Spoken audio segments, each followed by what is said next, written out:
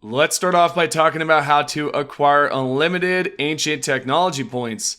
What we need to do is locate one of these bosses on the map here, not the towers, but yet specifically these icons that you see around the map. Now you might be wondering, can you do this in dungeons? Absolutely, you can do this in dungeons if that is something that you wish. And when I'm talking about dungeons, I'm not talking about the mine entrances or the cave entrances that are hidden around the map. What I'm talking about are the boss icons on the bottom. You can do this in dungeons, and you can also do this with the bosses that are outside of the dungeon. And that right there is exactly what I'll be doing. I'm gonna go ahead and locate a boss on the map, find the icon, and fly straight to it. What we're gonna do here is build a huge stair ramp. And I mean, it has to be pretty high, but it's not necessarily needed, so I just wanna throw that out there. It's completely optional. So what we're gonna do now is find the boss like so.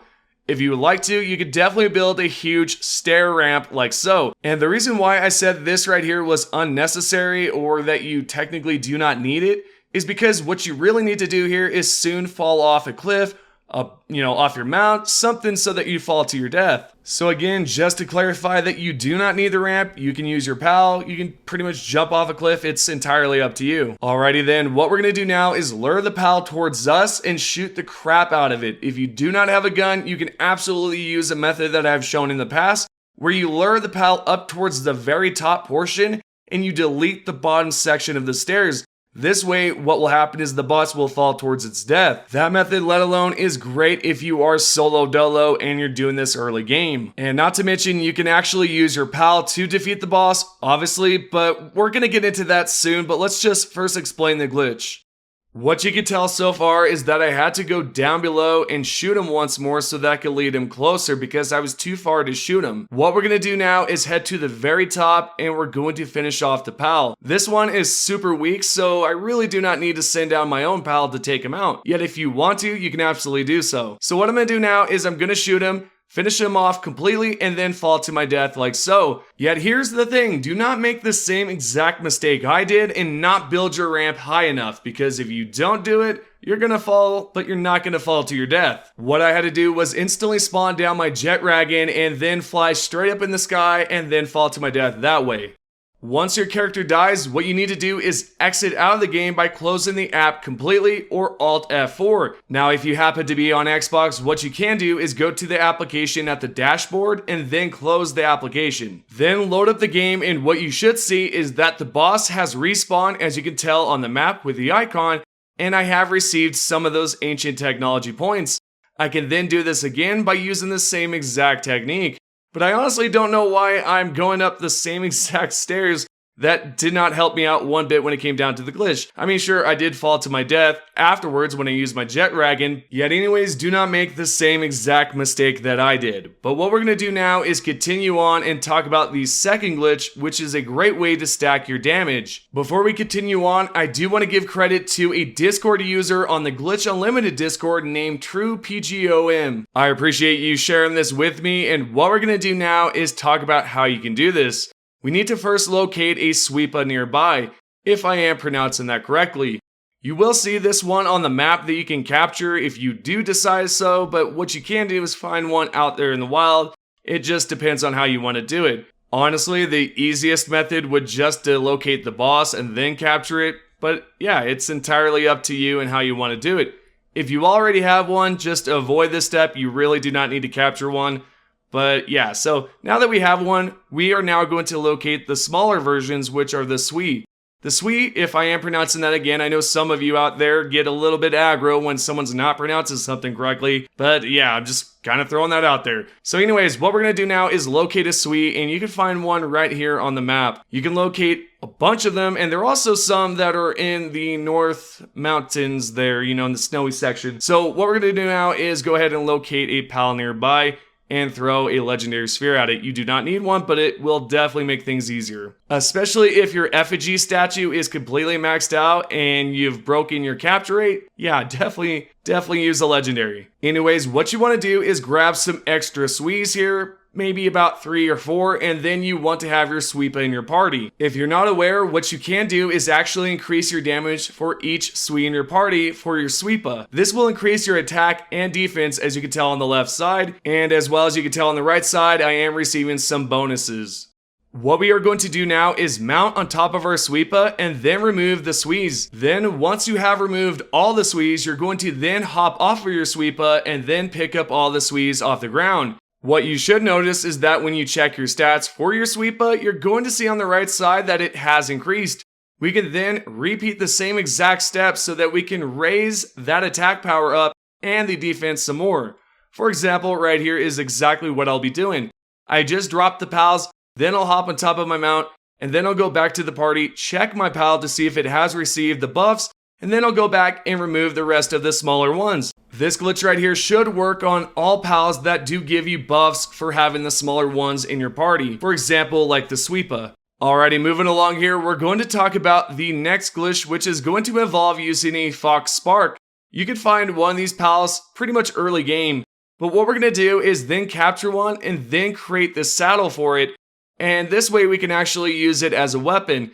It might not be called a saddle after all. Actually, I think it's a glove that you're actually able to craft.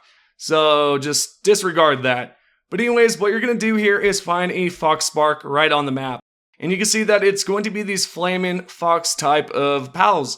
We're going to go ahead and capture one. I'm going to use a legendary sphere, capture it instantly. Next, what we're going to do here is then summon down our Fox Spark, and what we're going to do now is then use the special ability. So here's the thing, as the pal is coming towards you, what you're going to do is then hold down the F button so that it does continuously come to you. Then you're going to tap down the E button so this way you can throw down a sphere. Basically, what we're trying to do here is summon down our Fox Spark and then use the special ability. As it comes close to us, we want to time it correctly so that we can then summon this pal back into a sphere. But what should happen is that it will remain in your hands permanently. What you will need to do next is then hold off for just about maybe 15 to 30 seconds, and then you can start firing away with your pal. What you will notice is that you now have an infinite flamethrower that you can use.